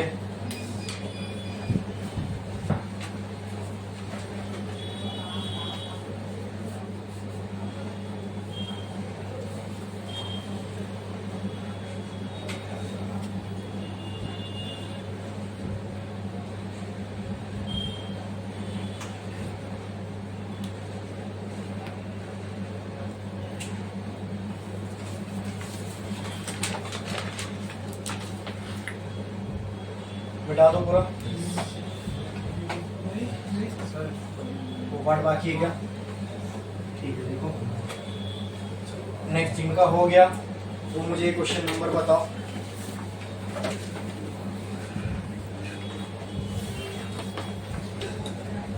ये हो गया, हाँ ये।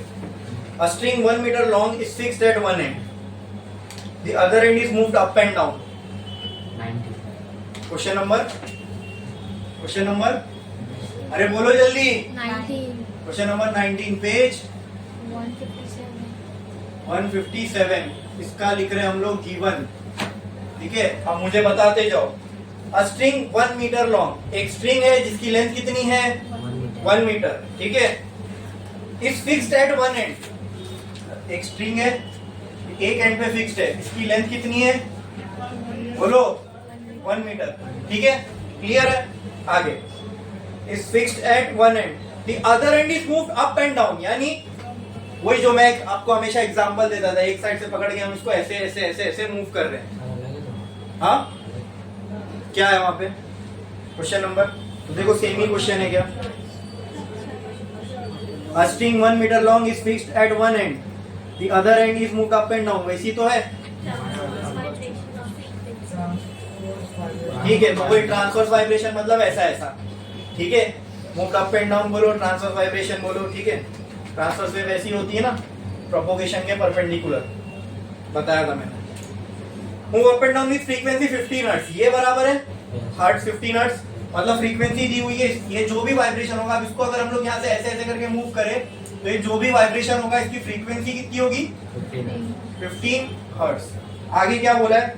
Due to this a stationary wave. अब देखो ये यहाँ जाएगी, यहाँ टकराएगी, ऐसे ऐसे ऐसे आएगी, तो ये बोला जा रहा है कि ये जो हमने वाइब्रेशन किया उसकी वजह से इस पे क्या फॉर्म हुई स्टेशनरी वेव। क्या फॉर्म हुई विथ 4 कंप्लीट लूप। विथ मैंने ज्यादा बना दिया, ठीक है, मैंने पढ़ा नहीं था आगे।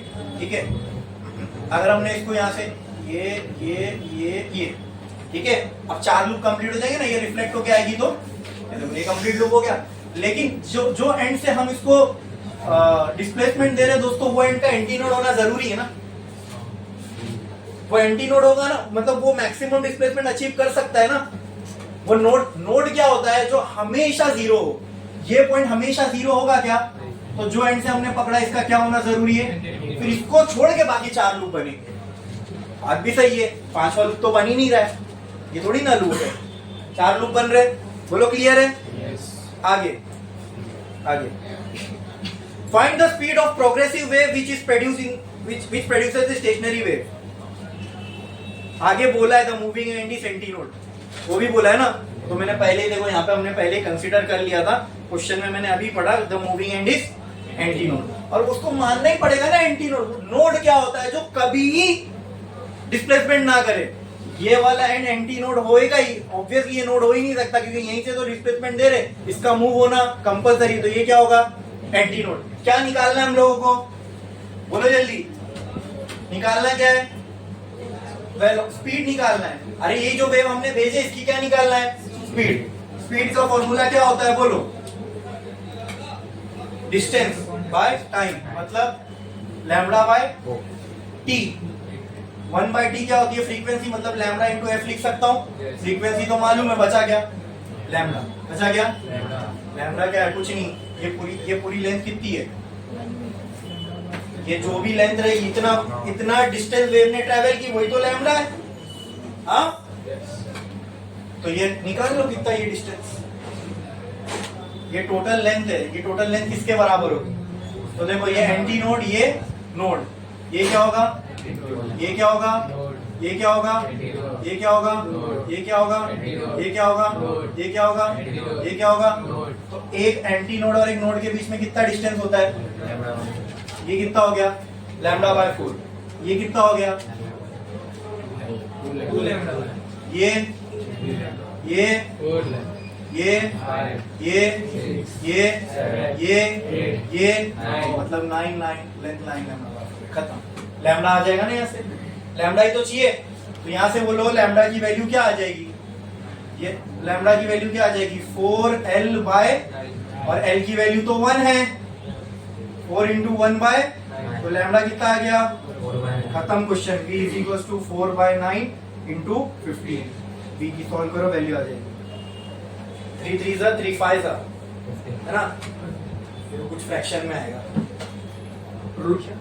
राउंड वैल्यू आती तो मैं ही बता देता, ठीक है, वो टाइम पास करना नहीं अपने को। अरे समझा कि नहीं, लेकिन अपने को लैम्बडा की वैल्यू चाहिए, लैम्बडा हमने कैसे निकाला, सिंपल, ये तो इसके साथ खेलना हमको आता है ना, नोड एंटी नोड के बीच का डिस्टेंस क्या है, एक लैम्बडा बाय 4, ऐसे कितने लैम्बडा बाय 4, 9 लैम्बडा बाय 4 हो गया, वहां से लैम्बडा की वैल्यू आ गई, लैम्बडा को एल के टर्म्स में रखे, एल दिया हुआ 1 मीटर, हाँ ये लेंथ कितनी दी हुई है क्वेश्चन में, 1 मीटर बोला है ना, मतलब लेंथ दिया हुआ 1 मीटर, वहां से लैम्बडा की वैल्यू मिली, क्लियर, अरे बोलो समझा। चलो नेक्स्ट क्वेश्चन पे आओ, ये तो अपन जबानी सॉल्व कर सकते हैं, चलो देखते हैं। For a stationary wave set up in a string having both end fixed, what is the ratio of fundamental frequency to second harmonic, question which नहीं। For a stationary wave set up in a string having both ends fixed, what is the ratio of fundamental frequency to 4? Question number 4, page 156 given. आपको क्या बोला, stationary wave, wave कैसी है, stationary wave, किसमें है, string में, किसमें, string में, हैविंग बोथ एंड फिक्स्ड, हाँ तो वो स्ट्रिंग के लिए बोथ एंड फिक्स होना जरूरी है, तभी तो आप वाइब्रेशन कर पाओगे। What is the ratio of fundamental frequency to second harmonic? क्या निकालना है आपको, क्या निकालना है आपको, रेशियो निकालना है, किसका, फंडामेंटल और सेकंड हार्मोनिक। मैंने बताया था सेकंड हार्मोनिक को मैं F2 लिख सकता हूँ ना, फंडामेंटल की जितनी, ये सिंपल है, मैं अभी वो कैलकुलेशन वाला शॉर्टकट यहाँ यूज करो, रेशियो निकालना है ना, स्ट्रिंग है तो फंडामेंटल फ्रीक्वेंसी कितनी होगी, फंडामेंटल V/12, सेकेंड वाली कितनी होगी 2 इंटू V/1/2, खत्म, अरे खत्म ना, बाकी सब तो कांस्टेंट है 1/2, क्या वही आंसर, क्या है, नहीं किया आंसर, हाँ 1/2, ठीक है, अरे समझे, मैं बोला ना इसके लिए पेन उठाने की जरूरत नहीं, वही जो चीज बताया था यहाँ पे कितनी यूजफुल हो गई, नहीं तो आपको क्या करना पड़ता, फंडामेंटल का फॉर्मूला लिखो, फिर सेकंड हार्मोनिक का फॉर्मूला लिखो, फिर उसके लिए एन वाला याद करो, बराबर। तो हमको ये चीज मालूम है, स्ट्रिंग के अंदर फंडामेंटल का जितना भी मल्टीपल होगा उतनी हार्मोनिक होगी, तो सेकंड हार्मोनिक मतलब 2 इंटू फंडामेंटल, दोनों को डिवाइड करो, रेशियो तो निकालना है, ये 1 इंटू V/4L, वो 2 इंटू V/4L, रेशियो निकालोगे तो V/4L कैंसिल हो जाएगा, क्या बचेगा, अब समझे, मेरे को सॉल्व करने की जरूरत नहीं है, मैं डायरेक्ट यहाँ पे लिख रहा हूँ F1/F2 इज इक्वल टू 1/2, अरे समझा क्या नहीं, वो सब दिमाग में हो गया, समझा क्या नहीं, क्या सॉल्व करूं पूरा, हाँ फंडामेंटल फ्रीक्वेंसी बताऊं, चलो मैं ऐसा कर देता हूं, देखो F1 का फॉर्मूला था 1 into v by 4l divided by f2 का फॉर्मूला था 2 into v by 4l, तो ये कैंसिल ही हो गया ना, क्या बचा f1 by f2 is equal to 1 by 2, और q के रेशियो निकालने बोला था मैंने पहले ही डिवाइड कर दिया, ठीक है, करने की भी जरूरत नहीं थी, डायरेक्ट हो जाता दिमाग, समझे। तो अभी मैंने तुमको एक वो कैलकुलेशन के लिए एक छोटा सा वो बताया था, शॉर्टकट यूज हो गया ना। नेक्स्ट, इसके अंदर एक छोटी सी चीज आपको नई देखने को मिलेगी, देखो, अ साउंड वेव इन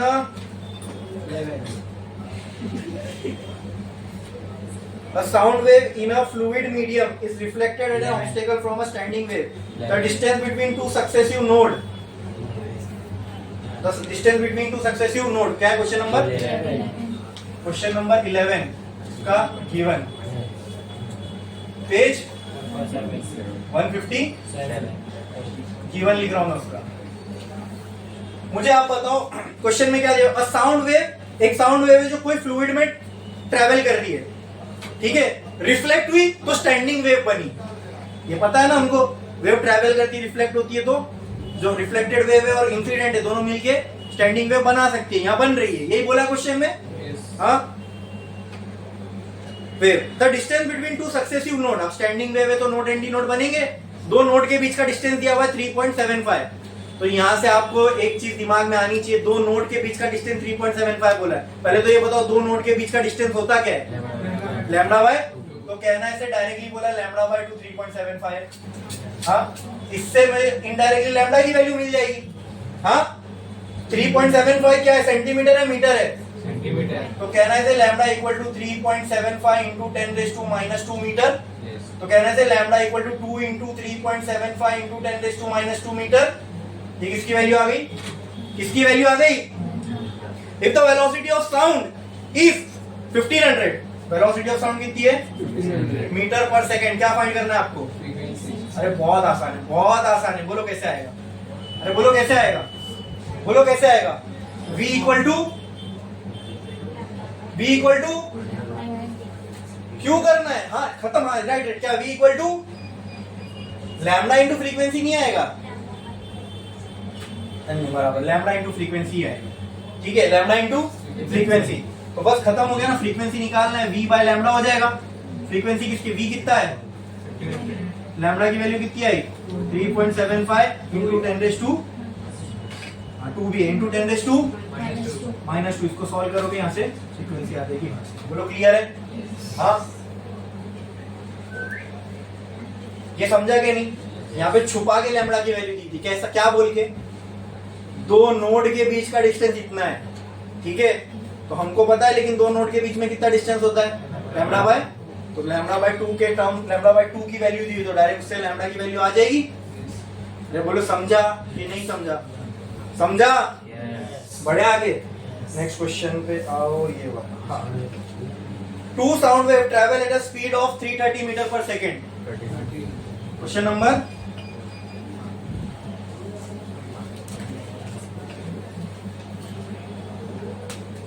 जितना ये बोर्ड पे होगा उतना करेंगे, जो बचा हो होमवर्क, क्योंकि वो एक दो प्रॉब्लम के लिए फिर अपन नेक्स्ट लेक्चर में, समझे, उसको सॉल्व करना, अगर कुछ नहीं समझ में आया तो मेरे पास लेके आ जाना, अपन उसको जो भी डाउट वगैरह रहेगा मैं क्लियर कर दूंगा, ठीक है, नेक्स्ट लेक्चर में अपन नया चैप्टर स्टार्ट करेंगे, ठीक है, मतलब बेसिकली सारे ही टाइप के हमने क्वेश्चंस कर लिए, और क्वेश्चन कोई होगा तो कैसा होगा, अभी यहाँ पे फॉर्मूला फ्रीक्वेंसी का यूज हुआ है, तो कहीं पे f निकालने बोला, तो कहीं पे v बोला, तो कहीं पे l बोलेगा, बस फॉर्मूला वही यूज हो रहा है, कॉन्सेप्ट वही यूज हो रहा है। क्वेश्चन पढ़ो, two sound wave travel at a speed of 300 metre per second, दो साउंड वेव है, दोनों भी कितने स्पीड से ट्रैवल कर रही है, 330 मीटर पर सेकंड, क्वेश्चन कितना है 13, पेज 157, E1, बोलो स्पीड क्या है 330 metre per second, if the frequency are also, if their frequency are also identical and equal to 540, मतलब दोनों की जो फ्रीक्वेंसी है यानी f1 एंड f2 दोनों कितनी है 540 हर्ट्ज। आगे क्या बोला है, what will be the phase difference between the wave at point, क्या निकालना है आपको, फेज डिफरेंस। फेज का मतलब होता है फाई, फेज डिफरेंस का मतलब डेल्टा फाई। डिफरेंस मतलब ऐसी चेंज यानी डेल्टा से ही बताओगे ना, ठीक है। अब ये प्रॉब्लम में एक और अच्छी चीज, एक छोटी सी चीज है फॉर्मूला वाइज जो हमारी चैप्टर में नहीं हुई, यहाँ मैं बता दूंगा। What will be the phase difference between the wave at point 3.5 metre from one source and 3 metre from other source. मतलब L1 दिया हुआ है 3.5 मीटर, L2 दिया हुआ है, दो डिस्टेंस दिए हुए हैं, तो दोनों एक को हमने L1 ले लिया और एक को L2। आपको क्या निकालना है? आपको क्या निकालना है? Phase difference. क्या निकालना है? Phase difference.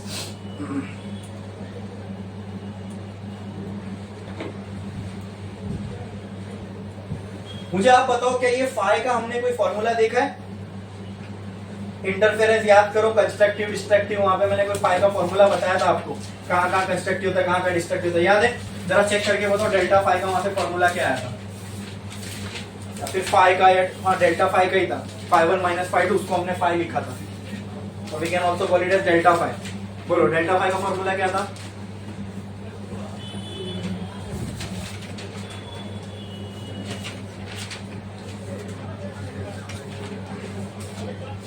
है? चलो मैं आपको एक चीज यहाँ बता देता हूँ, ध्यान दो। इसको बोलते हैं फेज डिफरेंस। वेव के अंदर है ना दोस्तों एक और टर्म होता है जिसको बोलते हैं पाथ डिफरेंस। क्या बोलते हैं? फेज डिफरेंस का मतलब क्या? पहली वेव दूसरी वेव, पहली वेव मान लो 0 से चालू हुई, अगर दूसरी वेव 90 डिग्री से चालू हो रही है, इसका मतलब इन दोनों के बीच में 90 का फेज डिफरेंस है। आई बात समझे? पाथ डिफरेंस का मतलब होता है अगर पहली वेव 0 से चालू हो रही है, दूसरी वेव 1 मीटर बाद चालू हो रही है, तो ये हो गया पाथ का डिफरेंस, वो मीटर्स में होगा। आप समझे? कुछ नहीं, फेज और पाथ का मतलब सेम है, कितने टाइम, कितने डिस्टेंस या कितने एंगल बाद शुरू हो रही है। फेज क्या बताएगा? दो वेव के बीच में कितने एंगल का फर्क है। पाथ क्या बताएगा? दो वेव के बीच में कितने लेंथ का फर्क है। समझ में आया? क्या यहाँ पे लेंथ का फर्क दिया हुआ है? तो कहना है से delta L will be equal to L1 minus L2, जो कि आएगा 0.5 मीटर। अब फेज डिफरेंस और पाथ डिफरेंस का मैं आपको एक रिलेशन बता रहा हूं, 2 पाई लैम्डा इंटू डेल्टा। ये फेज डिफरेंस ये डिराइव हम करेंगे वेव ऑप्टिक्स में। वेव ऑप्टिक्स जब करेंगे ना उसमें डिराइव करेंगे फेज डिफरेंस और पाथ डिफरेंस का रिलेशन। अब इसमें याद कर लो, याद करने की जरूरत नहीं, जब वेव ऑप्टिक्स देखेंगे तो हम इसको डिराइव भी करने वाले हैं। तो फेज डिफरेंस और पाथ डिफरेंस का ये रिलेशन है, ये फॉर्मूला, ठीक है। आपको क्या निकालना है? Phase difference. उसके लिए आपको क्या चाहिए था? पाथ डिफरेंस चाहिए था। दूसरा क्या चाहिए? लैम्डा चाहिए, बराबर। लैम्डा के लिए क्या, लैम्डा हम ऐसे निकाल सकते हैं, v बराबर फ्रीक्वेंसी दी हुई है लैम्डा इंटू एफ। तो v की वैल्यू कितनी है? 330। लैम्डा नहीं पता, f कितनी है? यहां से क्या आ जाएगा? बोलो, अरे बोलो, लैम्डा की वैल्यू आ जाएगी। फिर ये डेल्टा फाई निकालना है। डेल्टा फाई क्या है? 2 पाई इंटू डेल्टा है कितना? 0.5। और लैम्डा की वैल्यू यहां से पुट करोगे तो आपको क्या आ जाएगा? यहां से डेल्टा फाई आ जाएगा सम रेडियंस में। बोलो क्लियर? कुछ तो एंगल होगा ना ये, अरे बोलो।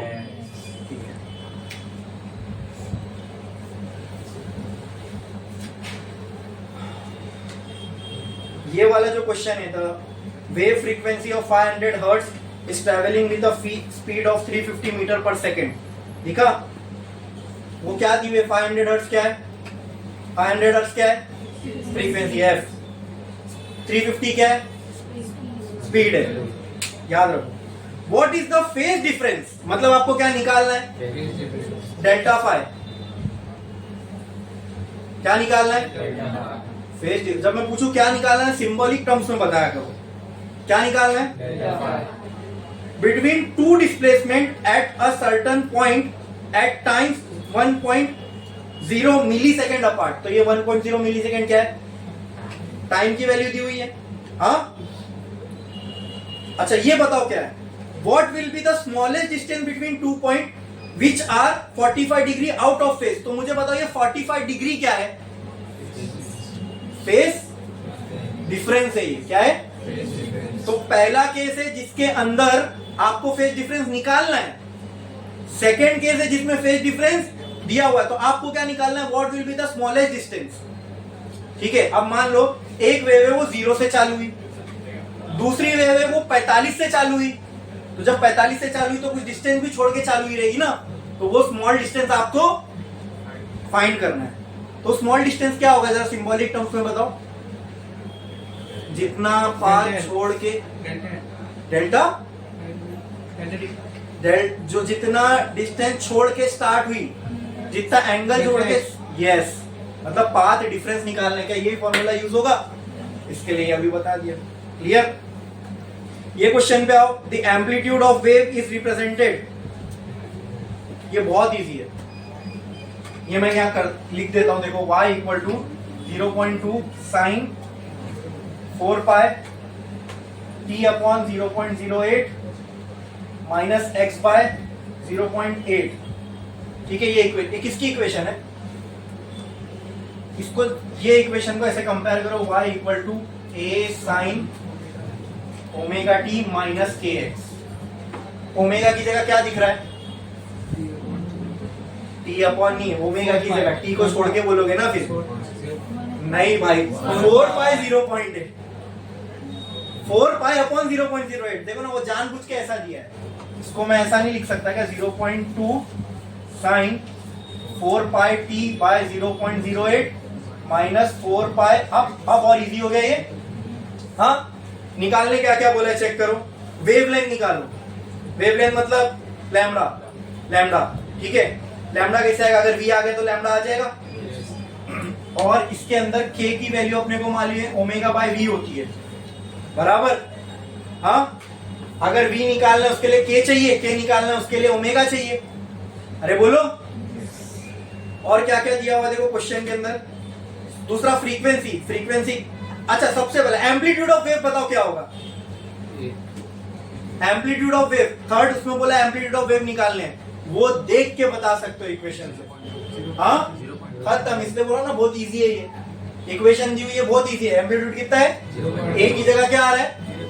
सेकंड फ्रीक्वेंसी निकालना है, तो फ्रीक्वेंसी के लिए क्या करोगे, ओमेगा की वैल्यू उठाओ। फ्रीक्वेंसी के लिए किसकी वैल्यू उठाओगे, ओमेगा की वैल्यू यहाँ से डायरेक्ट मिल रही है, वो वैल्यू यहाँ डायरेक्ट पुट करो, बराबर बराबर। ओमेगा की वैल्यू अगर मालूम है तो क्या उससे फ्रीक्वेंसी निकल सकती है, अगर फ्रीक्वेंसी मालूम है तो लैम्डा निकल सकता है। अगर फ्रीक्वेंसी मालूम है तो v की जगह लैम्डा f लिख दो। अरे बोलो, क्लियर है, आई बात समझ में। हाँ, नहीं, इसमें भी क्या अननोन रहेगा क्या, ठीक है, क्या अननोन रहेगा। यहाँ पे फ्रीक्वेंसी आ गई, ओमेगा मिल गया, और क्या निकाल सकते हैं। अरे के की वैल्यू अननोन का है, के तो नोन है, के एक्स ना, तो के की वैल्यू क्या है 4, तो के मिल गया, के मिल गया, ओमेगा भी मिल गया। फ्रीक्वेंसी ओमेगा से निकालोगे, आ गया, समझे। तो ये भी मैंने डिस्कस कर लिया, करना आपको है, ठीक है। तो यहाँ पे अपना ये पूरा चैप्टर विद प्रॉब्लम हो गया, ठीक है। Next lecture new chapter.